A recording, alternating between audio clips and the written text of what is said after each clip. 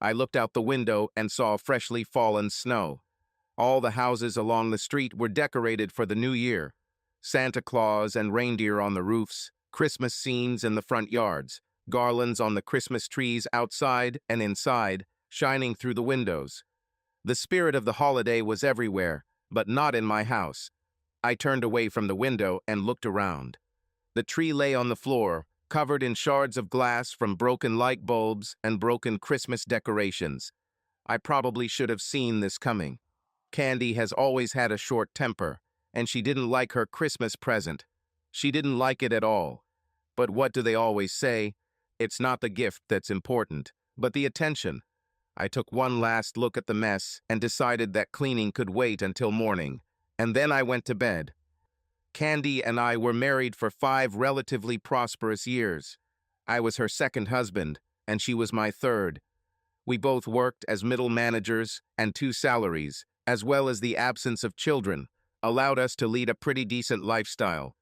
Candy and I were party animals, and on the weekends you could bet we'd be at a party, throwing a party, or going to town drinking and dancing. Candy was a beautiful and sexy woman, and she attracted a lot of male attention in a quiet environment and dressed conservatively. At parties where alcohol flowed freely, loud music was played, and there were no restrictions, she was dressed to attract attention that bordered on shocking. She was constantly pestered, and the men spent a lot of time trying to separate Candy from the crowd and take her to a place where they could try their luck in privacy. Candy waved them off good-naturedly, but that never stopped them from coming back and trying again. And I? Like most men who are lucky enough to have such a desirable woman, I had to learn to live with it. This is not difficult to do when you absolutely trust your partner. I would sit quietly, knowing that Candy belonged to me and that no matter how persistent the men were, she would brush them off. Candy had a best friend. Marlene and Candy had known each other since elementary school and were closer than most sisters. I didn't know Marlene very well, but I didn't like her. There was just something about her that didn't suit me. When I met Candy and we started dating, Marlene always seemed to be around, and I know it sounds stupid, but whenever Marlene was around, I felt a bad feeling. Luckily, in my opinion, Marlene got married about 6 months before Candy and I did, and Marlene's husband got a job in another state, and they moved. Marlene and Frank got married in a civil ceremony, and of course Candy had to be there, and I had no choice. I remember looking at Frank and wondering what it was that attracted a guy like him to Marlene. Although I barely knew them both, I would have bet 20 to 1 that their union would last long. Frank and Marlene flew here to be there when Candy and I got married, and I couldn't help but notice how haggard Frank looked. I wondered if it was his new job or his new wife. Marlene may have lived out of state, but that didn't mean she disappeared from Candy's life. They spoke on the phone 2 to 3 times a week, and sometimes their calls on weekends lasted more than 2 hours. One Sunday, after one of those 2-hour calls, Candy asked me if I would mind if she took a couple of days to visit Marlene. I have time ahead for communication, and not everything is smooth between her and Frank. She needs a little cheering up. Do you really think it's smart to go there and interfere in their problems? You can only make the situation worse. She is my oldest and dearest friend, but I do not close my eyes to her shortcomings. She can be a little hard to live with, and maybe my presence will take some of the pressure off Frank. I didn't think her leaving was a good idea, but I was smart enough to know that my attempts to talk Candy out of it would only ruin our marriage. So I simply said, "You know her better than I do, honey, and if you think a visit will help, then go." Candy was gone for 5 days, and when she returned, she seemed to be worried about something. I suggested that her visit had not gone as she expected, but I didn't bother asking, and after a couple of days, she was back to her old self. 6 months passed and Candy again asked if I would mind if she visited Marlene. I didn't want her to do it, but I didn't have a good reason to refuse, and I knew I wouldn't get away with it. I'd rather you didn't do that. All I would have achieved is that Candy would have asked me why, and the answer, because I don't like her, would have been unacceptable. Candy was gone for 4 days, and when she returned, she was a little out of sorts, just as she had been since her first visit. But just like last time, after a couple of days, she was fine. Over the next year, Candy took a 3-day weekend every 3 or 4 months to visit Marlene, and always came back close to death. But after a couple of days, all her bad mood would go away. And then one day Candy came up to me and said, "Baby, can I ask you a huge favor?" "I don't know why not. I never tell you no, do I? This time you can do it." "Why should I do this?" "I'm not blind, baby. You never said a word to me about it. But I know you don't like Marlene. I thought I hid it pretty well. Maybe from others, but I know you too well. I take it this huge favor has something to do with Marlene. She and Frank broke up, and she's coming back here. Can she live in the spare bedroom until she finds a job and a place of her own?" I didn't want to say no. I wanted to scream, "Hell no," but that would only make things worse for Candy and me. To save this peace, I had no choice but to agree. A week later, Marlene moved in with us, but within a week things started to change. Nothing special at first. It was just that Candy and Marlene spent a lot of time together in the kitchen, laughing and talking, which in itself meant nothing, but it always seemed to die down or stop when I walked into the room. Then Marlene and Candy started having a bachelorette party once a week. Then, every Saturday and Sunday, the two of them went looking for an apartment, which they could not seem to find. The only thing that took me weeks to notice was that, when returning from an evening walk or looking for an apartment, Candy remained a little distant from me, just as she returned from her visits to Marlene. It didn't last more than a day, but it happened, and I noticed it. One day, I was at work when my secretary told me that Frank McBride was asking for me on line 3. Frank was Marlene's husband, or rather her ex-husband, so I answered the call. After a brief exchange of pleasantries, he immediately got down to business. I suffered for a long time because of this. At first, I told myself it was none of my business and thought that maybe you already knew that you and Candy had one of those open marriages. But the more I thought about it, the more I knew I had to call you. I wouldn't want you to have AIDS. What are you trying to tell me, Frank? I'm not going to tell you anything. I'll just send you a package. You can watch it and make your own decision. The fact that Marlene is with you now means that I have accepted what I have. I sent the package this morning, so you will receive it the day after tomorrow. Take care and good luck, he said before hanging up. There was no way in hell I could have understood what Frank was trying to tell me. Of course, I wasn't dead in my mind, so it was obvious that what was in the package was as much about Candy as it was about Marlene, and it was just as obvious that Frank didn't think I would like what was in the package. His comment about open marriage and AIDS gave me a hint as to why he and Marlene broke up, but I trusted Candy implicitly. The next 2 days dragged on endlessly. On Thursday morning, a package arrived at my office. I told the secretary that I didn't want to be disturbed, closed the office door, and opened the package. The box contained a video cassette and an envelope made of thick paper measuring 30 x 35 centimeters. I opened the envelope to find 2 dozen 8 by 5-inch photographs and a copy of the Simpson Investigations report. The photographs were of Marlene, Candy, and 3 men. Apparently, they were made in a bar. The lighting was poor, but photographs showed 2 women and 3 men either dancing or sitting in a booth. The dancing photos of Candy showed a man's hand on her butt as she smiled at him, a man's hand on her right breast as she smiled at him, and 2 photos of a man's leg sandwiched between her legs and pressed against her crotch. Only one of the photos, taken in the booth, showed Candy clearly, and it showed a man with his arm around her as she smiled at him.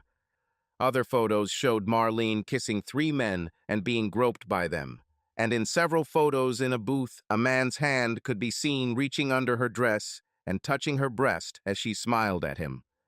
The Simpson Investigations report stated that they picked up the subject Marlene and an unidentified companion Candy at the subject's residence at 7:45 p.m. The subject was followed to the Harris Bar and Grill, where the subject and her companion met with three as yet unidentified men. The report went on to say that the two women were seen in extremely friendly relationships with the three men.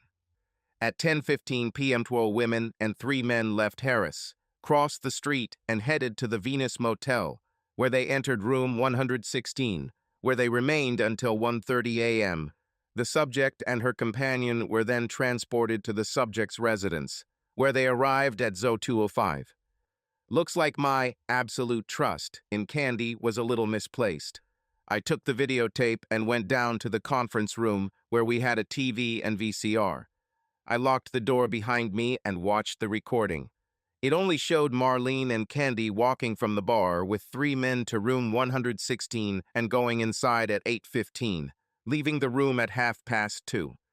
I had been married twice before, and both marriages ended when I caught my wife cheating, so I was already aware of how denial works and how much time you have to wait, hoping that things aren't really that bad and things will get better, and it hurts in the long run. I called my friend Roger, who was also my lawyer, and asked if he could give me a few minutes of his time. He said he could help me, and I immediately went to his office. He told me what I already understood. I had no proof, at least not from what I had. He repeated them point by point. The photographs themselves don't mean anything. We don't know what happened the moment before the photo was taken or the moment after it. The photo could have been taken at the very moment the man put his hand on Candy's butt, and the next moment she could have pushed that hand away or slapped the man. The same can be said about a photo in which a man's hand is on her chest or hugging her. We don't know what happened immediately before or after, and the investigators' report doesn't mention Candy or what she did. Their target was Marlene, and she was the one they focused on. The recording only proves that two women entered a motel room with three men. They didn't go from the bar to the office or rent a room, meaning one or more men were already staying there, so you couldn't demonstrate intent to commit adultery. Once in the room, we have no idea what they were doing. Perhaps they played cards or watched videos. What we think happened doesn't matter. The only thing that matters is what you can prove in court, and you have no evidence. You have very good reason to believe that your wife is cheating on you.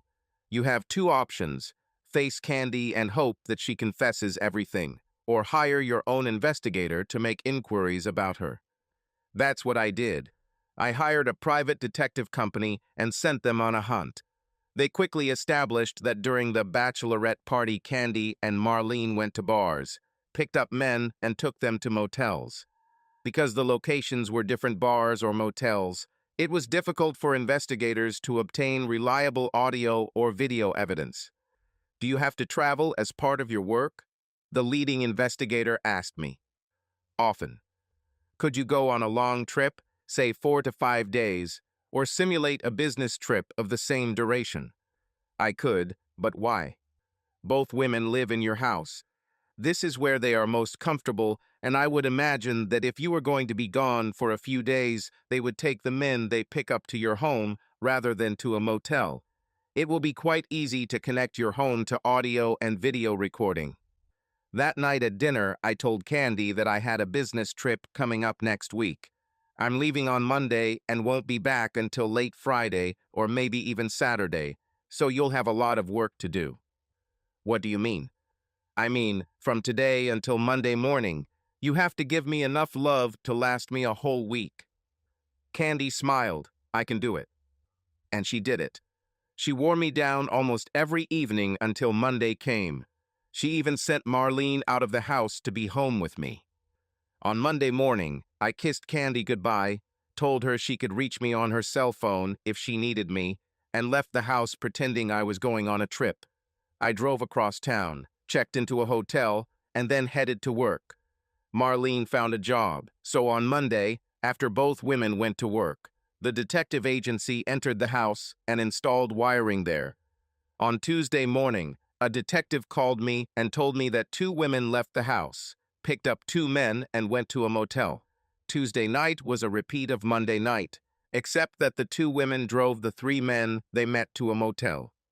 On Friday morning, they called me and said that they were ready to report. The women picked up 2 men and brought them home. On Thursday evening, there were 3 of them. The detective told me that I could stop by his office on Friday afternoon to pick up the report and tapes. I told them I'd be there in the afternoon and then called Candy at work and told them I'd be home that evening. That same day, I went to the Myron Investigations office to pick up the report and tapes. Have you looked at them? Yes, we have familiarized ourselves with the results of both records. Did we get what I need for a divorce? Hard to say. I don't understand. Did you have evidence of my wife's infidelity? Again, it's hard to say. You will have to review the recording and make your own decision. Come on. You either have her on tape having sex with another man or you don't. Well, I can make this clear. On neither of the 2 nights that we have on record did your wife have sex with another man.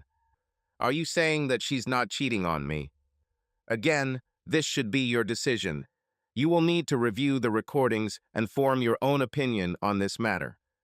I paid the bill, then picked up the tapes and returned to my office. Everyone had left for the weekend, so I walked into the conference room, locked the door behind me, and sat down to watch the tape. The episode, filmed Wednesday night, began with Candy, Marlene, and 2 men entering Marlene's room. Marlene and the 2 men immediately took off their clothes, and Candy walked over to a chair, sat down, and watched. Marlene knelt down in front of one of the men and began to please him. Another man approached Candy and said, "Come on, honey, take off your clothes and let's have some fun." "Sorry, but I told you before we left the bar that I'm not cheating on my husband. You knew before we came here that it would just be you 2 and Marlene. What's the matter? Do you enjoy watching? Doesn't matter. The only thing you need to know is that you won't have any luck with me." The recording was 3 hours long, and I quickly replayed most of it. Throughout this time, Candy sat in the chair and watched as Marlene took both men. I didn't like Marlene, but I couldn't deny that she had a great body and she looked sexy as hell. Just listening to her was as erotic as watching. When it was all over, they got up, got dressed, and Marlene walked them out. The next fragment of the recording showed Candy entering our bedroom, undressing and lying down on the bed. 2 minutes later, a naked Marlene came into the room and got into bed with Candy. "I saw you, girlfriend. I saw you put your hand under your skirt. When will you finally stop this? You want to? Otherwise, she wouldn't have been stroking herself while watching me. You're missing out on great sex." How many times do I have to tell you, Mar? Hal has 2 ex-wives who became exes because they cheated on him. I love him and don't want to be his ex-wife. Therefore, I don't cheat. Well, all I can say is that you're missing out on a damn good time. Come on, baby, get busy with me. My jaw almost hit the floor when Candy started pleasuring her friend and brought her to the finish line. After Marlene calmed down, she said, "Oh God, baby, that was fucking great. You do it better than anyone else." Candy stretched, turned off the light, and the 2 women huddled close to each other. A few minutes later, I heard the even breathing of sleeping people. I wanted a drink and my boss had a bar in his office, so I went down there, got myself 2 black jacks and an ice cube, went back to the conference room and turned on the record. 2 women and 3 men entered the room, and one of the men said, "Why don't we take the opposite room? There's a bigger bed there. This is my husband's bed, so we won't use it." "Why the hell not? He's not here, and he'll never know." "No, he wouldn't know," said Candy, but I wouldn't agree. "The bed here is big enough." This time, one of the men had a huge manhood, and Marlene tried to convince Candy to deviate from her rules and have sex. However, all Candy allowed herself to do was satisfy him with her hands. After the men left, Marlene said, "What happened, girlfriend? I thought you were going to do this tonight. I thought Lex was really annoying you. He almost achieved his goal. You'll never know how close I came to this. You had to make up your mind, baby. You missed a great moment. I've never been so full and so horny at the same time. You may never have a chance at something like this again. From my point of view, this is good. I won't deceive Hal. I love this man and will not allow myself to lose him. This makes no sense. Candy, Hal will never know. But I got married and won't be able to look into his eyes. Well, this is your life. And she lay on her back and said, please me, baby. And Candy did the same thing she did last night. I turned off the TV and sat staring at the wall. Now I understood what the detective meant when he said that I would have to decide for myself whether she cheated on me. Is it so? Technically, yes, she cheated. Handjob was still a sexual act with a man who was not her husband, and what she did with Marlene on both nights was sexual interaction with another person, even though it was not a man. God, I didn't know whether to be angry or not. Candy made it clear both times that no one was going to get into her panties, and she told Marlene that she loved me too much to cheat on me and risk losing me. But what the hell was wrong with her going to the bar with Marlene, hoping for something, and then going to watch? What bothered me the most was how she pleased Marlene when Marlene's lovers left. This bothered me. It was very disturbing. Candy ran out to greet me as I walked through the front door. She hugged me, kissed me, and told me how much she missed me. I hope you had dinner on the plane, love, because I didn't cook for you today. I planned to drag you straight into the bedroom. If you're lucky, I might end up with enough strength to get out of bed in the morning so you can have breakfast. I don't think so, Candy. We need to talk. Is Marlene here? No, she left. Fine. I would prefer that she not be present. What's the matter, Hal? What's happened? I went into the kitchen, sat down at the table, and motioned for Candy to sit across from me. Frank called me the other day, and although he did not talk about why he and Marlene broke up, he said that he would send me a package in which he would explain everything. Candy's face turned pale when she heard this. I opened my briefcase, took out the photographs, videotape, and report he had sent me, and slid them across the table to Candy. Suppose you read this, look at the pictures, and then tell me why I shouldn't treat you the same as the last two cheating whores I was married to. While you read, I'm going to unpack and take a shower. I left her sitting at the table, staring at the photographs and the report. 20 minutes passed before I went down to the kitchen.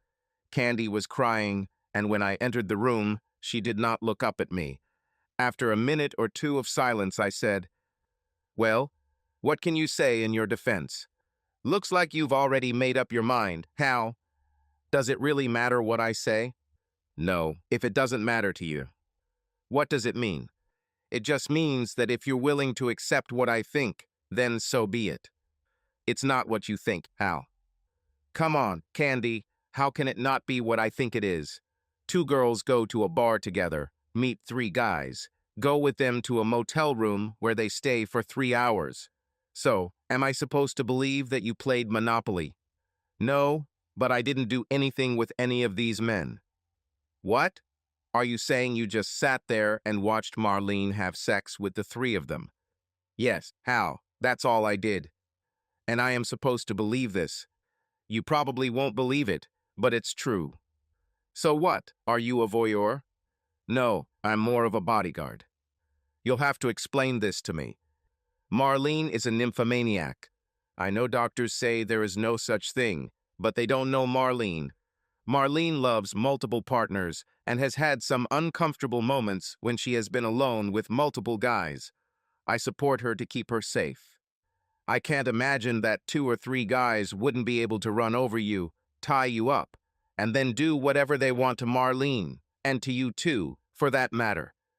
I have a 380 llama that you bought me when there were a series of robberies in our neighborhood. Do you walk around with a gun in your purse? Only on those evenings when I go out with Marlene. How the hell did you take it with you when you flew to her? I didn't have to take it with me.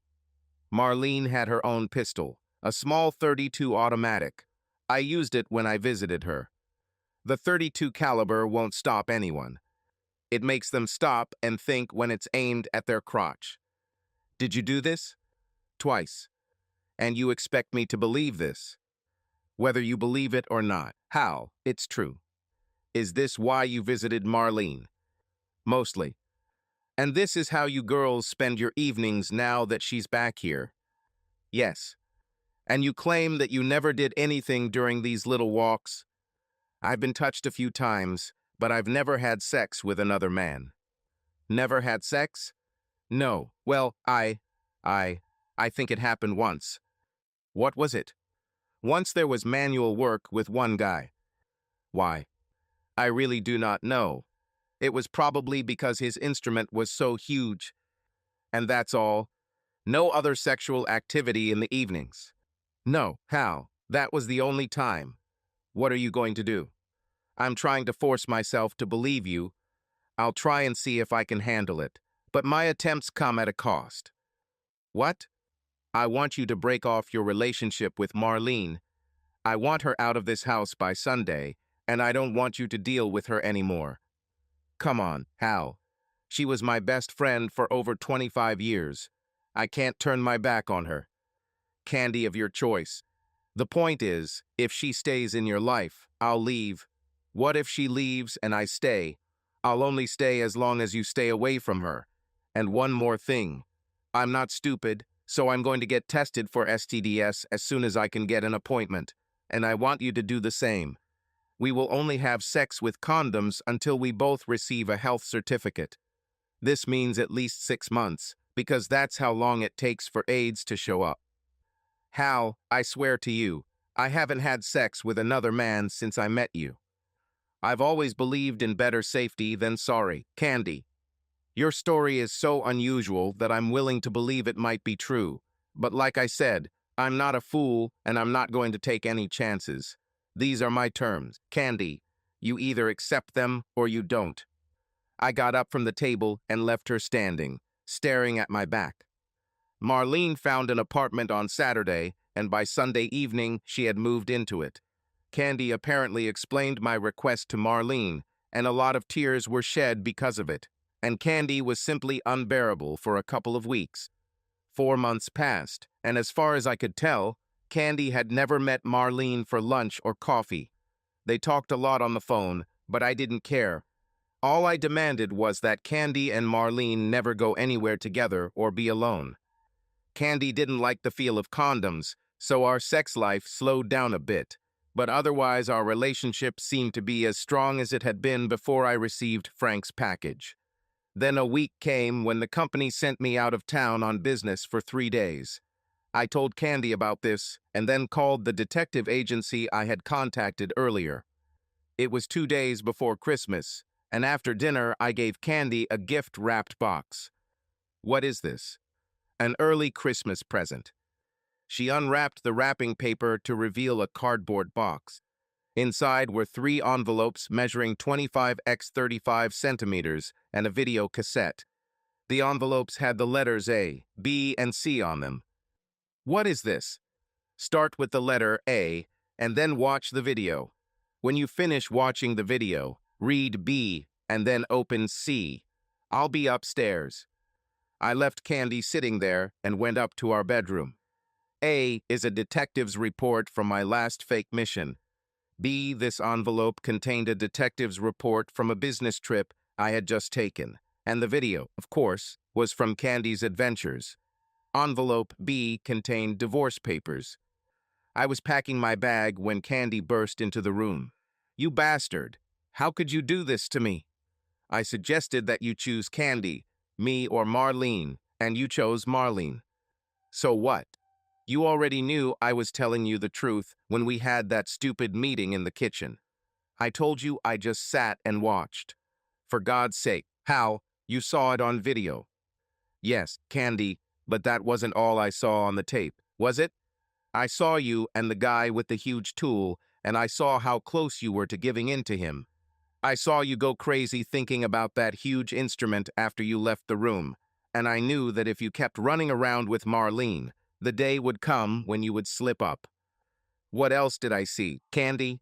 I saw Marlene have unprotected sex with 5 different men, and then I saw you please her. You don't have to have sex to get an STD. No matter how hard this little slut had sex. She could have gotten sick before this video was even filmed. Every time you pleased her, you risked getting something and bringing it home to me. That's why condoms and tests were needed, to make sure you weren't already infected with something and didn't pass it on to me. That was another reason I wanted you to stay away from Marlene, so you wouldn't catch something if it turned out you were clean. I gave you a chance, Candy. All you had to do was stay away from Marlene, but you didn't. I left you alone for 3 nights, Candy, and what did you do? You went to a bar with Marlene and then to a motel for all 3 nights. You made your choice, Candy, and it wasn't me. Now, if you don't mind, I'd like to finish packing. Are you going to leave? Are you really going to leave me? Yes. She ran out of the room, and a few minutes later I heard a loud crash and the sound of breaking glass. The door slammed. I heard the garage door opener go off, and then there was silence as I continued to pack my things. Subscribe to our channel so that your second chaff doesn't cheat on you, and go ahead and listen to the next story, because this story is nothing compared to the next one. If you're under 18, don't even think about listening to the next one.